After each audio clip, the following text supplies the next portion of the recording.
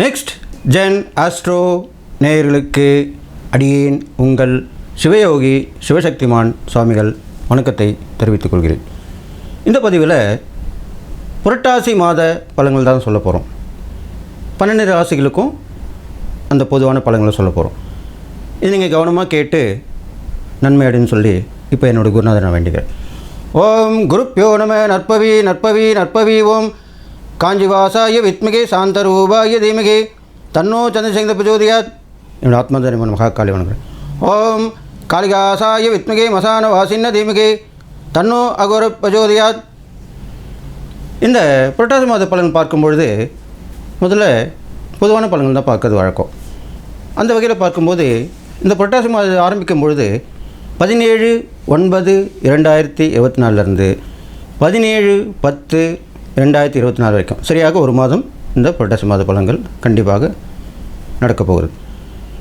அப்போ அந்த வகையில் கிரகங்கள் எப்போது எங்கெங்கே இருக்கின்றதை இப்போ நம்ம பார்த்துருவோம். ரிஷப ராசியில் குருவும், மிதுன ராசியில் செவ்வாய் பகவானும், சிம்ம ராசியில் புதனும், கன்னி ராசியில் சூரியன் கேது சுக்கிரனும், கும்பராசியில் சனியும் சந்திரனும், மீன ராசியில் ராகுவும் உட்காந்துருக்காங்க. இது மாதிரி இந்த 9 கிரகங்கள் உட்காந்துருக்காங்க. இதனால் என்னென்ன பலன்கள் பொதுவாக ஏற்பட போகிறதுன்னு பார்க்கும்பொழுது நல்லா கேட்டுங்க. பெண்களுடைய குடும்ப வாழ்க்கையில் சிறு சிறு சண்டை சச்சரவுகள் இது மாதிரிலாம் வரும். கருத்து வேறுபாடு ஏற்படும். அது இல்லாமல் வீட்டில் நடக்கிறது வெளியே தெரிய இருக்கிற அளவுக்கு ஆகும். சின்ன விஷயம் பெரிய இஷ்யூ ஆகும். இது மாதிரிலாம் நடக்க போகுது. அது இல்லாமல் இதனால் இருந்த பெண்களுடைய சம்பந்தமான அந்த விஷயங்கள் இப்போ கொஞ்சம் ஓரளவுக்கு முடிவுக்கு வரும். பெண்களுடைய சம்மந்தப்பட்ட விஷயங்களுக்கு சப்போர்ட் பண்ணுவாங்க. அவங்களுடைய முன்னேற்றம் மேன்மை அடையும்.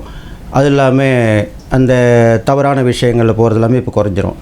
ஏன்னா இப்போது சுக்கிரன் கேதுவோடு இருந்தாலும் சூரியன் அங்கே அமர்ந்துட்டார். அதனால் கொஞ்சம் கட்டுக்கு அடங்கியிருப்பார்.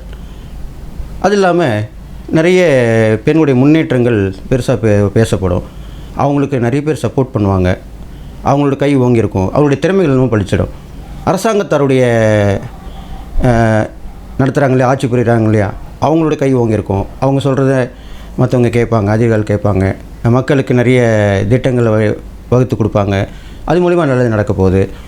அது இல்லாமல் கல்விக் கொள்கையில் புதுசான முறையில் ஏற்பட போகுது. பழைய கல்விக் கொள்கை புதிய கல்விக் கொள்கை ஏற்படக்கூடிய அம்சமாக இப்போ விளங்க போகுது. இது மாதிரிலாம் நடக்க போகுது. இருந்தாலும் சில தவறான பழக்கங்கள் மக்களிடையே பரவக்கூடிய அம்சமாக இப்போ உள்ள காலகட்டங்கள் இருக்க போகுது.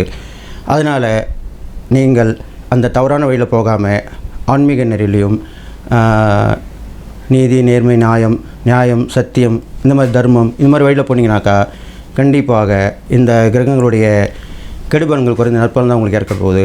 இது இல்லாமல் அண்டை நாட்டவரும், அண்டை மாநிலங்கள், அண்டை நாட்டவர்கள் இவர்கள் மூலிமா நல்லது நடக்க போகுது. இவங்க நம்மளுக்கு உதவி போடுவாங்க. நம்ம அவங்களுக்கு ஒரு உதவி பண்ணுவோம். அவங்க நம்மளுக்கு ஒரு உதவி பண்ணுவாங்க. இதெல்லாமே நடக்கும். வெளியூர் வெளிநாட்டு விஷயம்லாம் நல்லது நடக்கும். முன்னேற்றமான காலமாக தான் இந்த புரட்டாசி மாதம் இருக்க போகுது. பொதுவாக புரட்டாசி மாதம் புரட்டி போடுவாங்க. இருந்தாலும் தெய்வ நம்பிக்கையால் இந்த புரட்டாசி மாதத்தில் தான் பெருமாளுக்கு உண்டான விரதங்கள் கடைபிடிக்கப்படுகிறது. அது இல்லாமல் நவராத்திரி விரதம் வருது.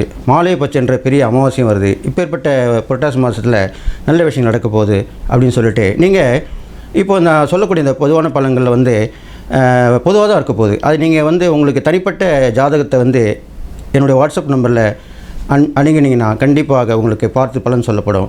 அதனால் நீங்கள் என்னுடைய வாட்ஸ்அப் நம்பருக்கு வாங்க. 9791052062. இதில் நீங்கள் எனக்கு உங்களுடைய ஜாதகம் தான் பதிவு பண்ணலாம், இல்லை கால் பண்ணலாம். வெயிட் பண்ணி நல்லபடியாக பார்த்துட்டு உங்களுடைய பிரச்சனையை தீர்த்துக்கலாம். இப்போ நான் சொல்லக்கூடிய இதெல்லாம் பொதுவான பலன்கள் தான். இருந்தாலும் கிரகங்களை நிலையை வச்சு தான் சொல்கிறோம். எல்லாருக்கும் சரியாக அமையும்னு சொல்ல முடியாது. பல பேருக்கு நல்லா கரெக்டாக இருக்குன்னு தான் எல்லாமே சொல்கிறாங்க. அதனால் அந்த வகையில் இப்போது இந்த புரட்டாசி மாத பலனை இதோட நிறைவு செய்து 12 ராசிகளான பலனை இப்போ சொல்ல போகிறேன் அப்படின்னு சொல்லிவிட்டு என்னுடைய உபாசனை தினப்பரம் வாங்குகிறேன். ஓம் மகிஷத் வஜாய வித்மிகே சண்ட கஸ்தாய திமிகே தன்னோ வாராகி பிரஜோதியாத். அன்பு நேயர்களே, 12 ராசிகளுக்கு உண்டான புரட்டாசி மாத ராசி பலன் தான் சொல்லிட்டு வரேன். இப்போது அந்த வகையில் விருச்சிக ராசிக்காரங்க சொல்ல போகிறேன். விருச்சிக ராசிக்காரங்களுக்கு குரு பயிற்சி நல்லா தான் இருக்குது. இப்போது எந்த மற்ற கிரகங்கள் பேச்சு சரியில்லைனா கூட குரு பயிற்சி ரொம்ப விசேஷமாக சொல்லப்பட்டிருக்கு. அதனால் கண்டிப்பாக இதில் இருந்தாலும் மீண்டு வந்துட போகிறீங்க அப்படின்னு சொல்லிட்டு இந்த ரிஷிராசிக்காரங்க பார்த்திங்கனாக்கா லாபங்கள் பல வகையில் ஏற்பட போகுது உங்களுக்கு. கண்டிப்பாக அரசாங்கத்தோடைய நலத்திட்டங்கள் கண்டிப்பாக உங்களுக்கு வந்து சேரும். அரசாங்கத்தோட சலுகைகள் கிடைக்கும். அரசாங்க வேலைக்கு எதிர்பார்த்துருப்பீங்க இல்லையா, அப்ளை பண்ணிவிட்டு அவங்களுக்கு கண்டிப்பாக கிடைக்கும். இதெல்லாம் வந்து நீங்கள் நிறைய பணம் செலவு பண்ணாமையே உங்களுக்கு கிடைக்கக்கூடிய நேரமாக இப்போ அமைஞ்சிருக்கனால கண்டிப்பாக அரசாங்க வேலைக்கு கண்டிப்பாக முயற்சி பண்ணலாம். இது முக்கியமான ஒரு நல்ல விஷயம் சொல்லியிருக்கேன். இதை நீங்கள் பயன்படுத்துங்க. இது இல்லாமல் இந்த விருச்சிக ராசிக்காரங்க பார்க்கும்போது சனியோட பயிற்சி கொஞ்சம் சுமாராக தான் இருக்கனால கொஞ்சம் நட்பு உறவுகள் வகையில் கொஞ்சம் டிஸ்டன்ஸ் மெயின்டைன் பண்ணணும். எப்படின்னாக்கா அதிகமாக பேச்சுவார்த்தை இல்லாமல் என்ன அவ்வளோதான். நீங்கள் ஒரு தடவை வீட்டு போயிட்டு பேசாமல் வந்துடணும். எந்த விஷயம் பேசக்கூடாதுங்க. அது இல்லாமல் அவங்க வந்தாலும் அவங்கள பற்றி எதுவும் கேட்காம சரி ஓகே வாங்க போங்க அப்படி தான் இருக்கணும். இதனால் என்னென்னா கருத்து வேறுபாடு விட்டு பிரியக்கூடிய சூழ்நிலை கண்டிப்பாக உருவாகும். வீடு விஷயமும் பிரச்சனை வரும்.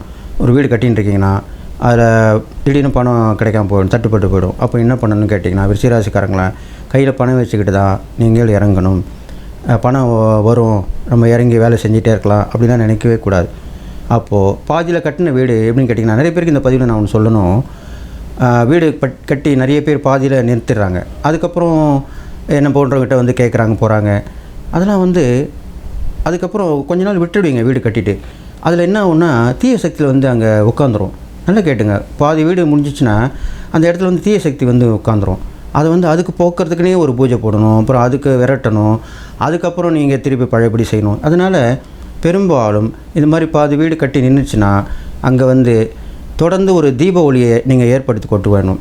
கரண்ட் இருந்தால் கரண்ட் லைட் போடலாம், இல்லையா அது கூட நடக்காமல் இருந்தால் ஒரு அகல் விளக்கில் தீபம் போட்டு ஒரு நைட்டுமே நீங்கள் காலையில் சாயந்தரம் ஏற்றி காலையில் வரைக்கும் எரிய வச்சுட்டு வரலாம். இது இந்த பதிவில் நான் சொல்கிறேன். இது வந்து எல்லாருக்கும் எளிமையாக இருக்கும், எளிமையாக இருக்கவங்களாம் கஷ்டப்படுவாங்க, அவங்களுக்கெல்லாம தான் இந்த பதிவை நான் சொல்லியிருக்கேன், இந்த உபாயத்தை சொல்லியிருக்கேன். அந்த பாதி கட்டின வீடு நின்று போச்சுன்னா அங்கே ஒரு அகல் தீபம் போட்டு விளக்கு ஏற்றிட்டு வரணும். அது நீங்கள் கட்டி முடிக்கிற வரைக்கும், துவங்குற வரைக்கும். திருப்பி கட்ட துவங்கிட்டிங்கன்னா ஒரு சின்னதாக ஒரு பூஜை போட்டு திருப்பி துவங்கலாம். இது கண்டிப்பாக சொல்லணும். இது மாதிரிலாம் நடக்க போகுது.